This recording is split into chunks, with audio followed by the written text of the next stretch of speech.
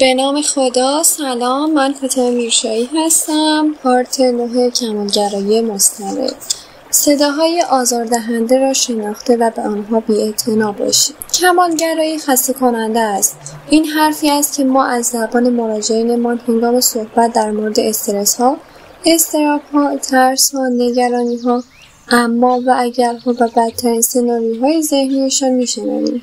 گاهی اوقات حتی خود ما هم با وجود اینکه هدفمان این است که به آنها کمک کنیم تا از این مخمصه رها شوند، ناخواسته درگیر نگرانی‌های آنها می‌شویم.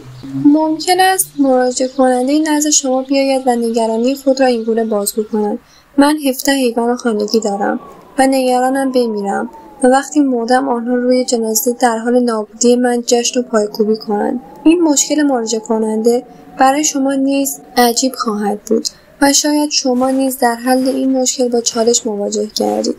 ویژگی که توصیف شد کمالگرایی نام دارد. این جمله ها احتمال برای شما آشنا است. البته که باید بیخیال نگرانی‌های بی اهمیت دیگه شد، اما نه این یکی، چون این یکی واقعیه. این مشکل با بقیه فرق داره و کلی پیامد داره. اینو باید جدی بگیری. وقتی احساس کردی داری سعی میکنی بیخیال بشی ولی حس میکنی یه گوشه گیر افتادی و دائما مشغول نوشتن سناریوهای مختلف برای مواجه شدن با پیشامدها هستی، میشه گفت تو دام کمالگرایی افتادی. چرا نگران نباشید؟ توصیه خوبی نیست؟ گاهی به نظر میرسد اهمیت ندادن یا بیخیالی نسبت به هر چیزی ساده ترین کار ممکن است. به این ترتیب نیاز نیست انرژی ذهنی و عاطفی خود را صرف سناریوهای البته بعید ذهن خودتان کنید. سناریوهایی از قبیل تبدیل شدن به غذای حیوانات خانگی ناسپاستان، پیدا نکردن شغل دلخواه، موفق نشدن، مورد علاقه واقع نشدن یا انجام اشتباهی غیر قابل برگشت. اما مسئله این است که شما نمیتوانید به صرف اینکه تصمیم گرفتید یا به دلیل اینکه کسی به شما میگوید دست از نگرانی بردارید، چون اگر این کار به همین سادگی بود سالها پیش این کار رو میکردید. راه حل این نیست که نگران نباشید، چون این کار نشدنی است. این که از کسی بخواهید دیگر نگران نباشد با این که از کسی بخواهید 30 دقیقه زیر دوش نماند فرق دارد. در حقیقت مثل این میماند که بارش باران را متوقف کنید. همه این نگرانی ها در کنترل شما نیستند. در نتیجه کاری از دست شما ساخته نیست. فکر کردن زمان زیادی از شما میگیرد. این افکار مدام کم و زیاد می شوند.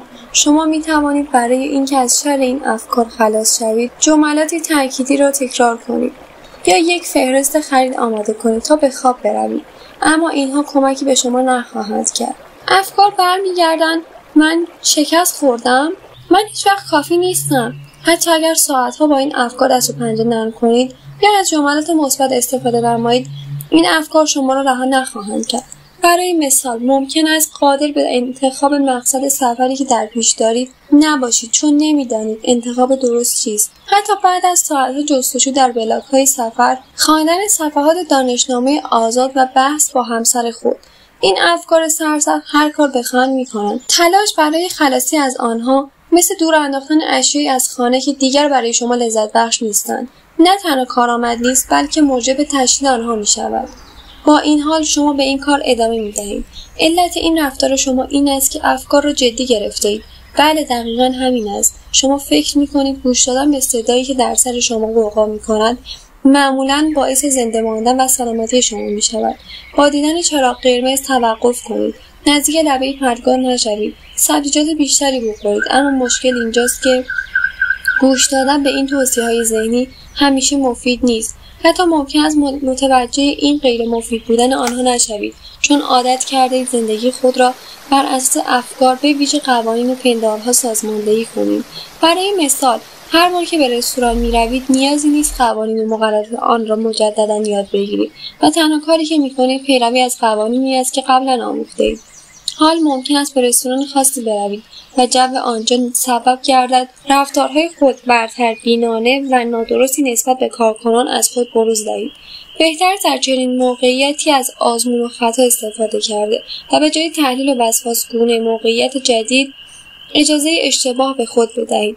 گرچه تمایل دارید مثل همیشه به افکار خود گوش دهید، اما باید بدانید که ممکن است این وسواس کمالگرایی به ضرر شما تمام شود.